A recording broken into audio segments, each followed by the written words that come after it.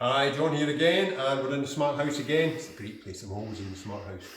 Today I thought I'd just quickly tell you about curtains and blinds. So we've got some automatic curtains and some automatic blinds here.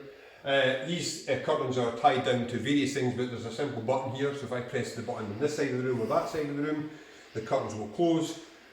And then once they're closed, if I want to, or if I want to stop them closing, I can press the button again and they'll just open. So very simple, but they're also tied into various scenes, so if it's night time and they put certain lights on, the curtains will close.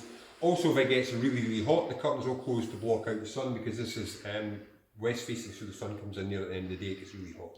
So, you know, they're quite good because you can do multiple things with them.